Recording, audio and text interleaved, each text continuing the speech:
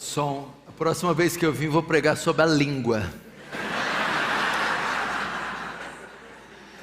E tem texto, hein, reverendo, na Bíblia, hein? Sobre a língua. Oh. Irmãos, vamos abrir num livro muito leve, muito light da Bíblia, Apocalipse. Apocalipse capítulo 6.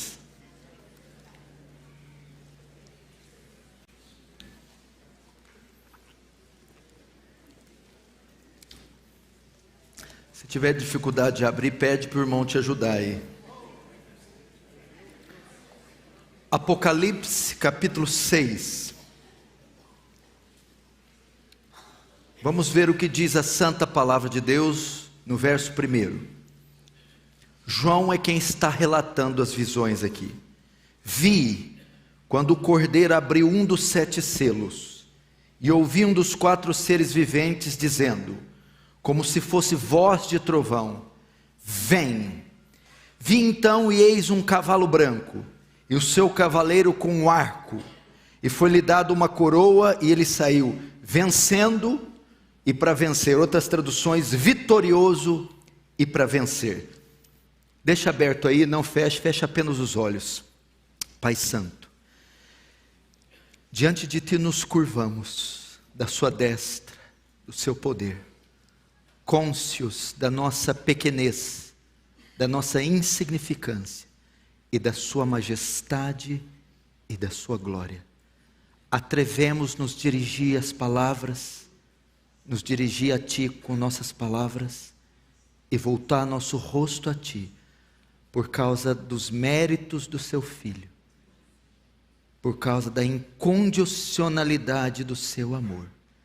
Não vamos a Ti basear em nossas justiças, mas nas Suas muitas misericórdias. Fala conosco essa tarde, Senhor. Despeja da Sua graça, gloriosa e abundante, de modo que o Teu reino avance, e recebas glória para Si, e nos conforme a imagem do Seu Filho. Amém. Preste muita atenção aqui, irmãos. Eu acredito que a sua visão sobre evangelismo e missões e avivamento, depois dessa tarde, nunca mais será a mesma. Deus vai, através do teu Espírito, na exposição da palavra, mudar o seu conceito. E todos aqueles que estavam desanimados, desencorajados, abatidos com relação ao evangelismo, às missões e até um avivamento, vão ficar encorajados. Muitos de nós somos levados, com o passar do tempo, ao desânimo em relação às almas que nós colocamos como alvo do nosso evangelismo. Um pai. Quem aqui não tem um pai ímpio? Uma mãe? Filhos? Quem aqui já não orou anos pela conversão de alguém e ainda não obteve resultado? Quem aqui já não intentou um plano de plantação de igreja, de expansão da obra, de envio missionário, e por algum tempo não teve resposta e foi levado ao desânimo? E muitos de nós somos chegados a desistir e pensamos, Deus não quer alcançar essa alma, essa cidade. As missões não vão prosperar porque essas pessoas são muito duras. Não há como entrar na janela 1040. Não há como evangelizar os muçulmanos, pastor. É difícil demais, eles são duros demais. E talvez nós desistimos por pensar, são duros, são obstinados, são rebeldes. E nós pensamos, depois de tanto tempo de oração, de jejum, evangelizando, será que a minha família ainda pode converter? Será que eu ainda posso entrar naquela nação? Será que um avivamento é possível em pleno século 21, nessa era pós-moderna, ou era líquida, como diz Zygmunt Bauman? Eu quero dizer para você, sim, essas pessoas podem se converter. Sim, podemos entrar na janela 1040 e plantar igrejas. Sim, sim, esse pai que se ora há 20 anos pode se converter. Sim, um avivamento ainda pode ocorrer em nossos dias, e eu creio com todo o meu coração, e eu espero por isso. Aliás, o que nós já estamos vendo na igreja brasileira, com o crescimento da teologia reformada, as conferências, os seminários, os livros, os pregadores, o YouTube, já é um sinal de um avivamento, ou não é? Você quer saber um sinal de avivamento? Olha no relógio. Como é que pode uma igreja dessa estar lotada 4:30 da tarde para ouvir sermão que não é de cura, prosperidade nem de dinheiro? Como é que pode?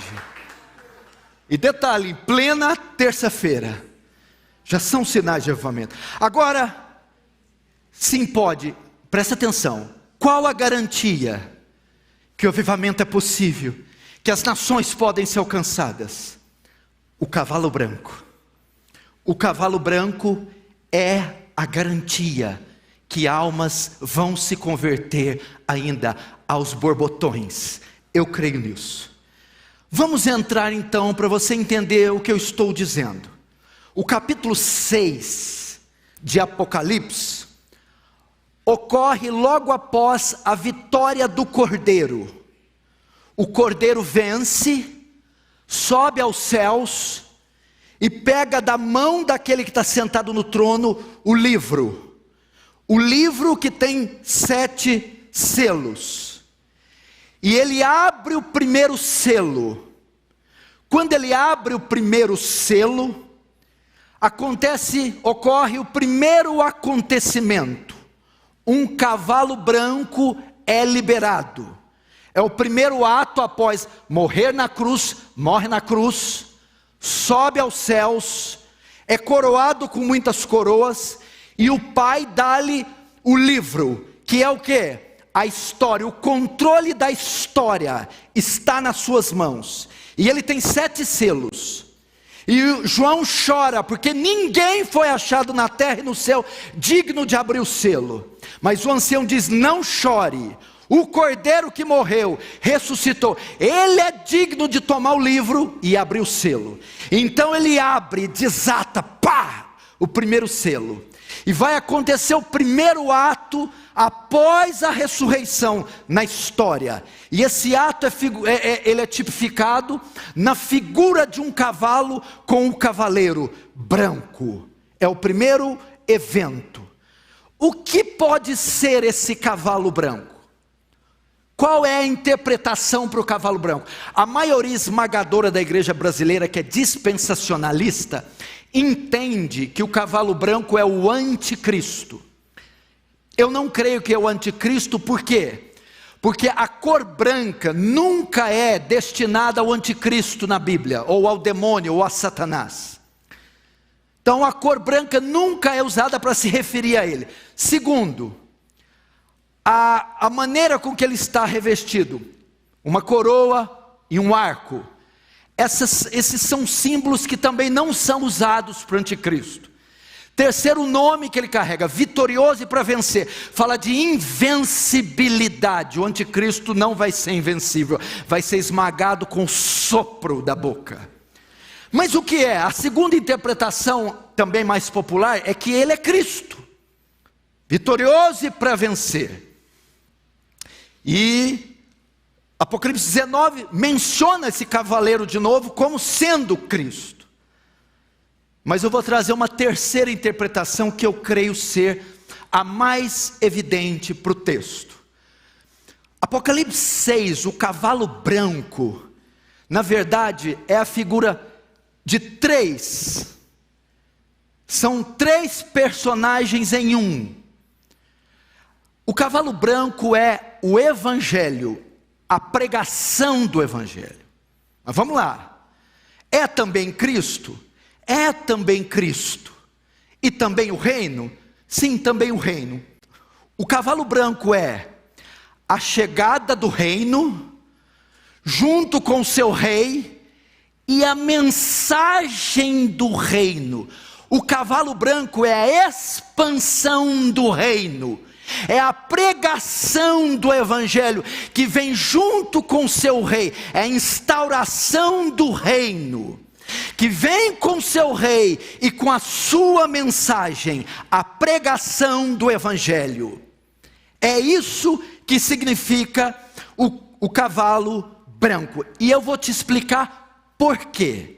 E o que isso tem a ver com avivamento, missões e evangelismo. Se nós voltarmos um pouco no tempo, não no céu, aqui nós estamos vendo atos que estão acontecendo no céu. Vamos voltar para Jesus lá na terra. Vamos ver a obra de Cristo ainda na terra. Abra comigo em Mateus capítulo 15. Mateus capítulo 15.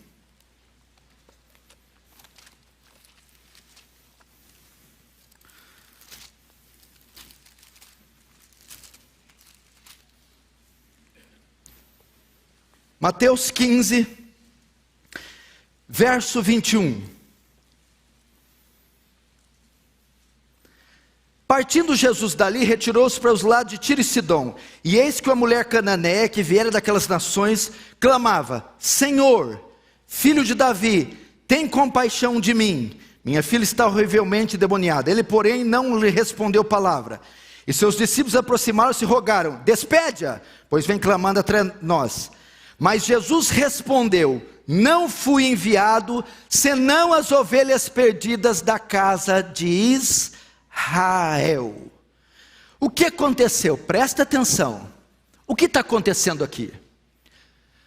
Vem uma mulher cirofenícia, cananeia, gentia, roga ao Messias o seu favor. E ele no primeiro instante nega, rejeita. E ele dá uma razão. Eu não fui enviado senão à nação de Israel, ao povo judeu. Por que ele responde isso? Notem, até a morte de Cristo, o evangelho estava restrito apenas a Israel. Somente os judeus poderiam entrar na aliança e receberem plenamente os benefícios da aliança. Até a crucificação, Satanás tinha controle sobre as nações, tinha domínio sobre elas, de modo que todo o pacto, toda a aliança era restrito apenas a Israel. Havia alguns casos que se integravam, sim, mas a grande maioria não entrava na aliança. O evangelho, a aliança, os pactos estavam restritos apenas aos judeus. Os gentios não tinham esse benefício. Por isso ele vai dizer: eu não fui enviado a você. Eu não estou pronto para você. Eu não posso atender você. Você vai entender um pouco mais essa ideia abrindo comigo em João capítulo 12. Abra comigo em João 12. João capítulo 12.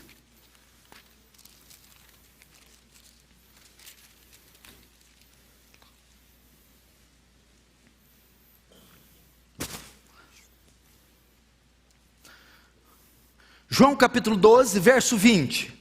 Ora, entre os que subiram para adorar durante a festa, havia alguns gregos. Estes, pois, se dirigiram a Filipe, que era de Betsaida da Galileia, e rogaram: Senhor, queremos ver a Jesus. Filipe foi dizer a André, e André e Filipe comunicaram a Jesus. E Jesus respondeu: é chegada a hora de ser glorificado o Filho do Homem. Em verdade, verdade vos digo, se o grão de trigo cair na terra, não morrer, fica ele só. Mas se cair na terra, produz muito fruto.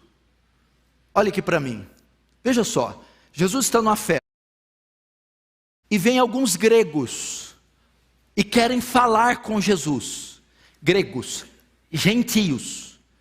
E pedem para Filipe: queremos falar com o mestre, com o Messias, com este homem que já identificamos como Messias.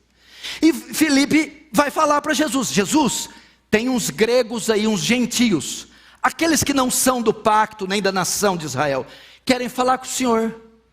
Aí Jesus dá uma resposta estranha: chegou a hora do Filho do Homem ser glorificado. Parece um monólogo, está falando consigo. Em verdade, verdade vos digo, se o grão de trigo não cair na terra e morrer, fica ele só. Mas se cair, dá muito fruto. Por que Jesus dá essa resposta? Mais uma vez ele está dizendo para os gregos: eu não estou disponível a vocês. Olha só, o grão de trigo tem que cair na terra. Estava se referindo à sua morte na cruz. Até que o grão de trigo caia, enquanto ele não cair e não morrer, fica ele só. Mas se cair, dá muito fruto. Enquanto eu não for crucificado, eu ainda não posso alcançar os gregos.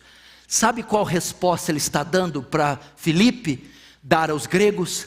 Não, ainda não. Ainda estamos restritos só a vocês. Por que Jesus respondeu assim? Porque ele não podia falar com os gregos, com os gentios. Porque, por causa do verso 31, vamos lá, João 12, 31.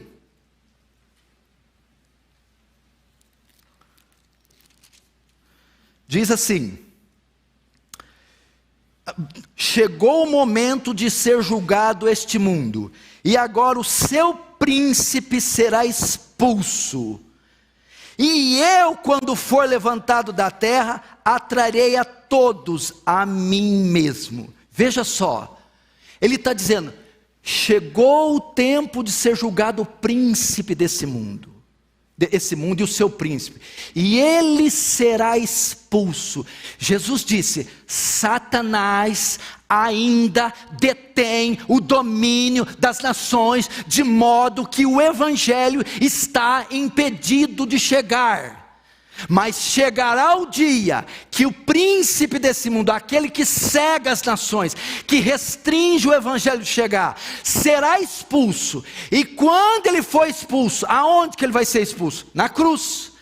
Quando ele for expulso, quando for levantado, aonde ele foi levantado? Na cruz. Então, quando eu morrer na cruz, expulsar Satanás, todos atrairei a mim. É isso que Jesus está dizendo. Não havia condições ainda dos gentios, das missões transculturais, do evangelho ser pregado aos confins da terra, porque Satanás detinha o poder. Lembre-se, por exemplo, de Jó. Se te perguntar onde Satanás estava aqui, ele caiu do céu lá no Éden? Não, ele não caiu no Éden. Satanás cai no momento que Cristo sobe aos céus. Até isso, Satanás tinha acesso ao céu. Você vê isso em Jó: e um dia comparecer diante de Deus os filhos de Deus, e veio também Satanás. E o que Satanás fazia? O que está escrito em Apocalipse 12: foi expulso o dragão, o acusador dos nossos irmãos. Satanás tinha poder sobre as nações e tinha autoridade de ir diante de Deus acusar os santos, como ele acusou Jó, acusar Abraão, acusar Zacarias. Por quê? Porque o pecado dos santos do Antigo Testamento estava pendurado, não havia sido pago ainda. Satanás então tinha acesso aos céus, e ele funcionava como um acusador. Não só impedia as nações de serem salvas, porque ele tinha domínio sobre elas. Elas estavam debaixo do pecado, eram malditas segundo a lei. E ele as escravizava, tinha controle e domínio, e ainda podia exigir a acusação, a condenação dos santos. E foi isso que Jesus está tratando aqui. Por que eu não posso falar com os gregos? Porque eu ainda tenho que expulsar o príncipe desse mundo. Ok? Então até Jesus, ele tinha domínio sobre as nações. Por isso Jesus vai dizer em Lucas 10:17, eu via Satanás cair como um raio. Muita gente pensa, esse texto é que fala que ele caiu no Éden. Não, ele não falou eu vi, ele falou eu via, futuro. Ele está prevendo a queda de Jesus. Ok, a queda de Satanás. A queda de Satanás. Agora outro texto que você vai entender, eu não vou pedir para você abrir para não se alongar. Mateus 12, 28 e 29. Vamos lá, você vai entender agora com exímia perfeição. Jesus está expulsando um demônio, não é isso? E o que ele diz? Você quer abrir? Você está abrindo? Vamos abrir lá então. Mateus 12. Mateus 12.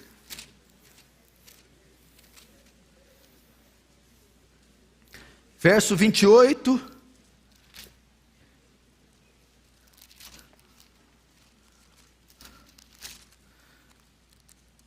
Vai lá. Verso 28 em diante. Se eu, porém, expulso demônios pelo Espírito de Deus, certamente é chegado o reino de Deus sobre vós. Ou como pode alguém entrar na casa do valente e roubar-lhe os bens sem primeiro amarrá-lo? Então lhe saqueará a casa. Até aí. O que Jesus está dizendo? De dois valentes. Preste atenção. Ninguém pode entrar na casa do valente e roubar os bens sem primeiro amarrar. A casa aqui é o mundo, a terra. O valente que possuía a terra é Satanás, que detinha o poder das nações. A única maneira da casa desse valente ser roubada é outro mais valente que ele entrar em sua casa, amarrá-lo e roubar-lhe os bens. O valente é Satanás. A casa é esse mundo caído. O mais valente é Cristo, que morre na cruz e despoja Satanás do seu poder e toma da mão dele o direito das nações, o direito dos gentios, e os compra com o seu sangue, dando eles agora acesso ao pacto, aliança, ao evangelho. Vamos lá. Por isso que ele diz, chegou a hora de ser julgado o príncipe desse mundo. Diga para os gregos, ainda não, mas espere mais um pouco. Eu vou expulsar o príncipe desse mundo, aquele que tem poder sobre as nações, e aquele que acusa os santos. E quando é que eu vou fazer isso? Na minha morte na cruz. E quando eu morrer e expulsá-lo, então todos atrairei a mim. Quem é todos? Judeus e gentios, gregos e bárbaros, os de dentro e os de fora. Então, agora que o grão de trigo morre, agora que Satanás foi expulso, agora que ele foi amarrado, o que ocorre? Presta atenção, juntamente com esses fatos, Jesus morreu, e ele vai subir aos céus. Antes de subir aos céus, o que ele fala, Arival?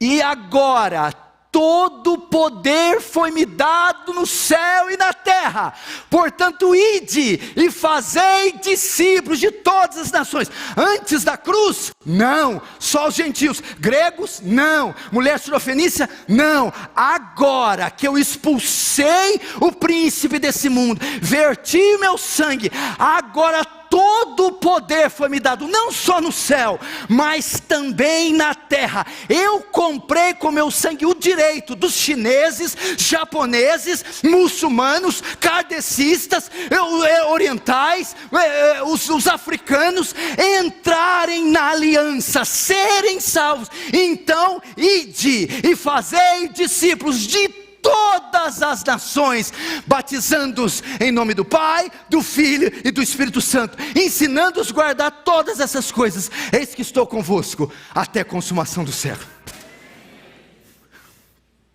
Aí o que acontece? Simultaneamente com esse texto, vamos para Apocalipse 5. Apocalipse capítulo 5.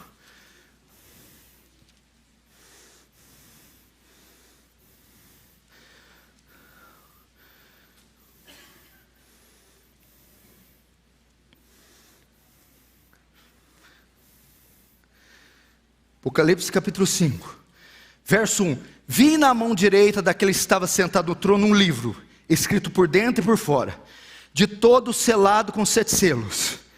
Vi também um anjo que proclamava com grande voz: quem é digno de abrir o livro, desatar os selos? Ora, nem no céu, nem sobre a terra, nem debaixo da terra, ninguém podia abrir o livro, nem mesmo olhar para ele. E eu chorava muito, porque ninguém foi achado digno de abrir o livro. Todavia um dos anciões me disse: não chores. Eis que o leão da tribo de Judá, da raiz de Davi, venceu para abrir o livro e os seus selos. Agora preste atenção. Ele abre. E no verso 8. E quando tomou o livro, os 4 seres viventes, os 24 anciões prostraram-se diante do Cordeiro, tendo cada um deles uma harpa e taças de ouro cheias de incenso, que são as orações do santo. E entoavam um canto dizendo, presta atenção: digno és de tomar o livro e de abrir os selos, porque foste morto, com teu sangue compraste para Deus os que procedem do quê? Toda tribo, toda língua e povo e nação. E para o nosso Deus constituíste reino e sacerdotes, e reinarão sobre a terra. O que é isso aqui? Agora que ele morreu, despojou, como diz Colossenses, ele triunfou em si mesmo na cruz, e despojou principados e potestades, e os expôs publicamente. Agora ele vai dizer: todo o poder foi me dado no céu e na terra, portanto ide e fazeis discípulos. Discípulos da onde? Olha só, o verso 9 diz: não só mais judeus, não só mais a nação de Israel, agora tribo, língua, povo, etnia, raça, podem vir à fé, podem ser salvos. Não há império, não há dinastia, não há fronteira, não há janela 1040, não há muro de Berlim que resista o poder do Evangelho. Aí o que acontece? Logo após, então veja só, o 5, ele entra triunfante nos céus, desata o primeiro selo. E que nós temos, qual é o primeiro evento? Qual é o primeiro evento, pastor Hernandes? A grande comissão, a evangelização, o cavalo branco. E abriu o cordeiro o selo, e vi um cavalo branco, e o seu cavalo é Cristo, é o seu reino, e é a mensagem do Evangelho, é a expansão do reino. Agora o diabo não pode impedir você de entrar em países muçulmanos, na Coreia do Norte, não pode impedir você de entrar na China, porque agora todo o poder foi dado no céu e na terra. Então quando ele abre o primeiro selo, veja só, para você entender, por que eu creio que é Evangelho? Porque o livro fala da história. O selo é o primeiro evento da história, após o quê? Após a ressurreição, Orival, a morte. E o que ele comprou com a morte? Mulher cananeia não, gregos não, somente Israel. Quando ele morre e diz: todo o poder foi dado no céu e na terra, e desata o primeiro selo, o primeiro evento após a ressurreição é: o Evangelho saiu da jurisdição de Israel, e agora está disponível a todas as nações. O cavalo branco é a pregação do evangelho, a plantação de igreja, as missões transculturais, a expansão do reino de Deus. É o rei, o reino e a mensagem do reino. Então o que eu penso? E quando é esse período? Agora, hoje, agora, meu irmão.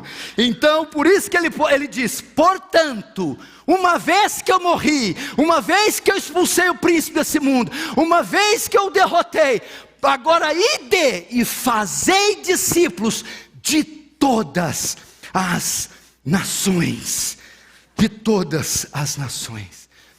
Tá, o que isso tem a ver? Essa é a garantia que o avivamento é possível. É a garantia que o seu pai pode se converter. É a garantia que pode ser plantada igrejas nas comunidades ribeirinhas, pode ser no sertão do Nordeste, que pode entrar no Egito, na Etiópia, no Paquistão, que pode. Por quê? Porque a Bíblia diz: então viu um cavalo branco, e foi dado um arco, e foi-lhe dado uma coroa, e ele saiu por aqui. Ele é vitorioso, e para vencer, o evangelho é invencível, indestrutível, irresistível. Pregue. Irresistível. Veja só, Apocalipse 12 narra isso. João está olhando para o céu. Aí ele tem uma visão, ele vê um dragão com 7 cabeças e 10 chifres. De repente ele vê uma outra visão, uma mulher grávida, com uma coroa de 11 estrelas, e ela vê que o dragão se coloca diante dela, esperando ela dar luz para comer o menino. A Bíblia diz que ela não consegue comer o menino, e o menino é arrebatado aos céus. O dragão é Satanás, a mulher Israel, a igreja do Antigo Testamento, que ia trazer a nós o Messias. Satanás tenta destruir a semente da mulher desde Eva, quando Caim matou Abel, e vai indo, e vai indo, e vai indo, e chega na última cartada dele, Judas, Pilatos, e tenta matar o Messias. Ele não consegue. O Messias triunfa. Quando diz foi arrebatado para os céus, fala da morte, ressurreição e assunção, ascensão aos céus. Apocalipse 12. Aí sabe o que acontece?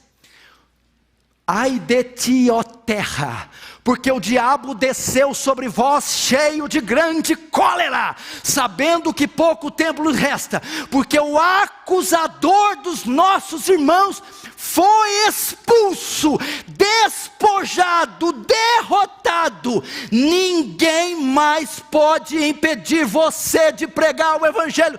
Ninguém pode impedir o avanço da igreja. Se você começar a orar e dizer eu vou plantar uma igreja na Cracolândia, não tem principado que segura a igreja.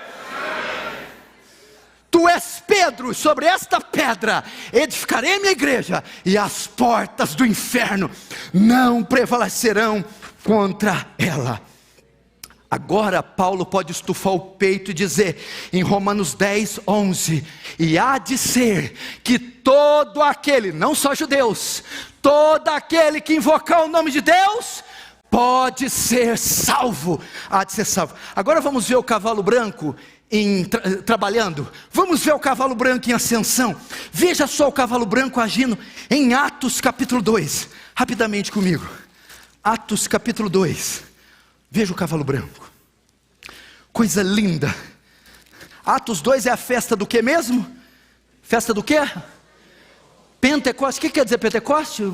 As primeiras o que, Erival?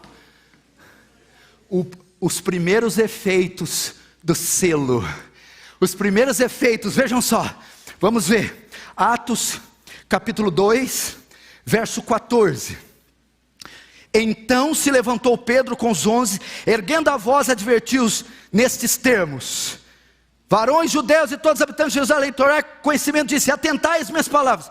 Pedro começou a pregar, olha o cavalo branco aqui. Agora vamos ver o resultado da pregação de Pedro. Veja só o resultado, verso 41. Então os que lhe aceitaram a palavra foram batizados, havendo um acréscimo naquele dia de quase 3.000 pessoas. Veja só os efeitos da cruz.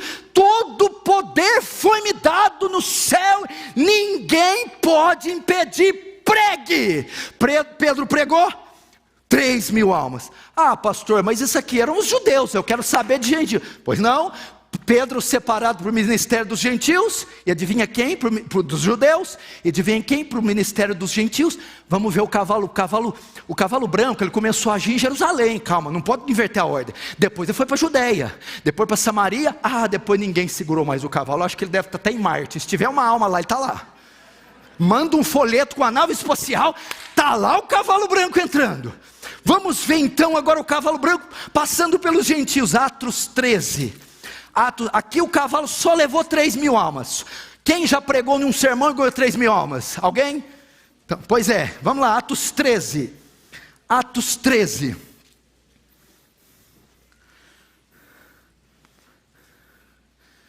Verso 44. No sábado seguinte afluiu quase toda a cidade para ouvir a palavra de Deus. Ok? Agora o verso 48. Os gentios ouvindo isto... Ouvindo o que?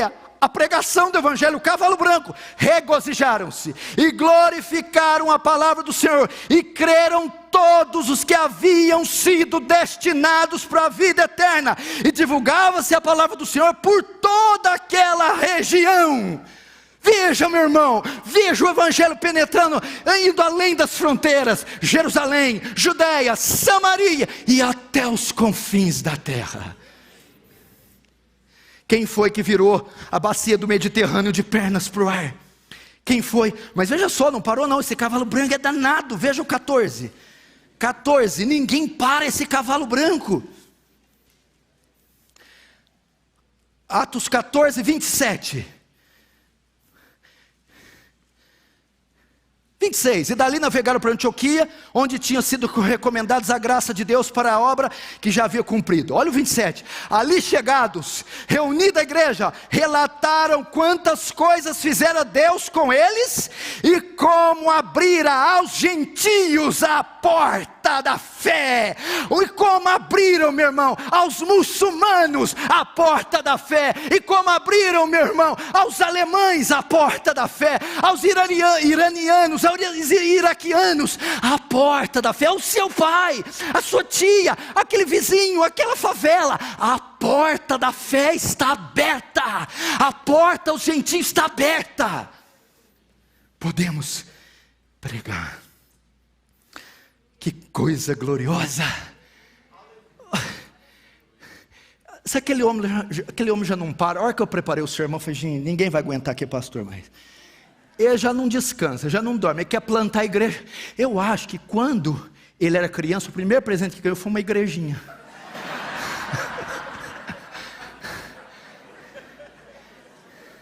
Quando eu dava folha de papel sulfite, em vez de desenhar bola, desenhava a igreja. Quando que vamos brincar de bola? Não, você de bete. Vamos brincar de pular corda, esconde? Não, você quer brincar de igreja.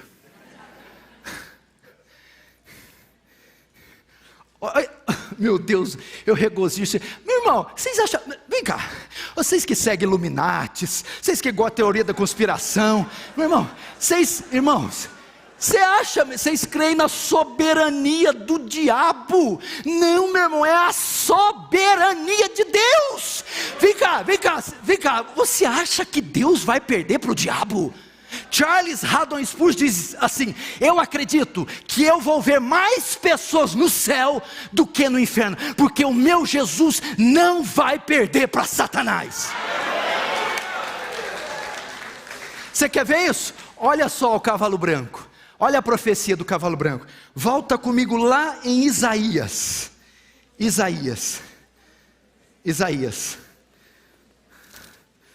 54.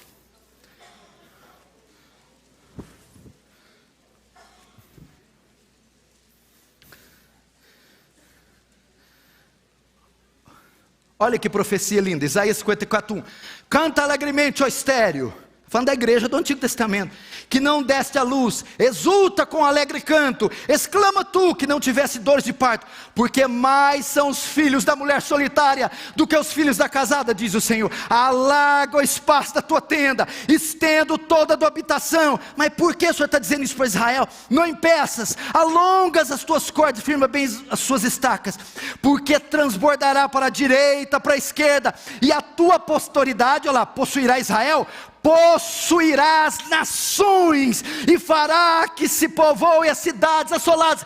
É uma profecia mostrando a integração dos gentios na aliança, na igreja, meu irmão. Isso só foi possível. Todo poder foi me dado no céu e na terra. Solta esse cavalo, porque ele é poderoso, vitorioso e para vencer. É o Evangelho. É o Evangelho. Olha aqui, irmãos,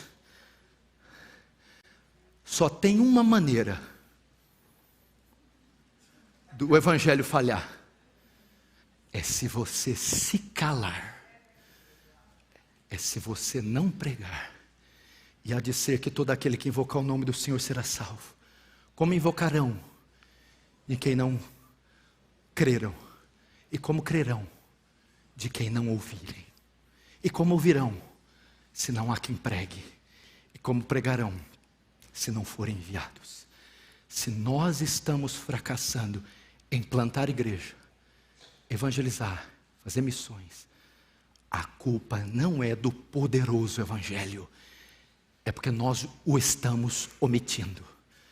Porque se você estiver num terminal rodoviário e abrir sua boca, dentro do metrô, e abrir sua boca, pelo celular, por um e-mail, por uma Bíblia enviada pelo fax, num caixote na Praça da Sé, num púlpito em Pinheiros, num púlpito na África, e se você proclamar as benditas verdades do Evangelho, não é cura e prosperidade, é a morte, ressurreição e assunção de Cristo. Vai haver ali os seus eleitos, e eles responderão à mensagem com arrependimento e fé, serão integrados na aliança, e Deus o Pai será glorificado. Então, pregue. O cavalo branco é a garantia, é o tempo dele. Como eu ilustro isso aqui? As 70 semanas de Daniel, nós estamos na 70ª, segundo o que eu acredito, a última, só que na primeira metade. A última semana foram destinadas 2 metades. A primeira, a do reino, do Evangelho, do cavalo branco. A segunda metade, que será remida, a do anticristo, a da grande tribulação. Nós não estamos na segunda metade. Essa metade que nós estamos é o tempo da igreja, é o tempo das missões, é o tempo do evangelismo mundial, é o tempo da plantação de igreja, porque o livro foi tomado e o selo aberto, e o primeiro evento é: expandam o meu reino, preguem o Evangelho. Pastor, é possível avivamento? É possível missões transculturais? É possível evangelismo? Qual a garantia? O cavalo branco, ele é vitorioso, e para vencer vamos orar para o avivamento, vamos orar para ampliar o espaço desse lugar, vamos orar para ter igrejas locais aqui ao redor, vamos orar para Deus levantar missionários, evangelistas, intercessores, vamos clamar a cidade. John Knox não disse: dá-me as almas da Escócia, senão eu morro. Será que seria ousadia dizermos: dá-me as almas de São Paulo, senão eu morro? Você crê? Diz amém. Amém. Vamos fechar os olhos e vamos orar então. Cheio de fé, vamos orar. Ore a Deus, consciente dessa promessa. Ore a Deus. Tem alguma nação te incomodando? Ore por ela. Aliás, Deus está te incomodando com alguma nação? Ore por ela. Tem parentes seus que você tinha desistido de orar? Ore de novo. O cavalo branco é a esperança que eles se converterão. Há filhos, há amigos de seminário, de escola, do exército. Ore. Ore. Tem uma região do Brasil que ainda não plantou igreja, ore. Tem algum desafio missionário evangelístico que você recuou, se intimidou, você vai orar com ousadia e dizer: ó Senhor, pede-me, te darei as nações por herança, os confins da terra por sua possessão. E há de ser que todo aquele que invoca o nome do Senhor será salvo. Cite essas promessas: todo o poder foi me dado no céu e na terra, portanto ide fazer discípulos de todas as nações, portanto ide pregar o evangelho a toda criatura da terra. Vamos, meu irmão, ore por essas almas, ore por esses países, ore pela igreja local, ore para Deus enviar missionários, ore para você mesmo ter um espírito evangelístico. Oh Senhor, toca nessas pessoas. Missões, Senhor, evangelismo, avivamento tem a ver com teu espírito, tem a ver com corações se incendiando, tem a ver com almas inflamadas, tem a ver com homens e mulheres se fiando, não em falácia, não nas emoções, não em algo romântico, mas nas sagradas escrituras. Olha que promessa gloriosa, Senhor: todo o poder te foi dado no céu e na terra. O diabo não tem mais direito sobre essas almas, ele não pode impedir o avanço do reino, ele não pode cegar as nações, ele não pode fazer isso, Senhor. É a hora do cavalo branco, é o rei que chegou, é o seu reino sendo implantado, e é a poderosa mensagem sendo anunciada.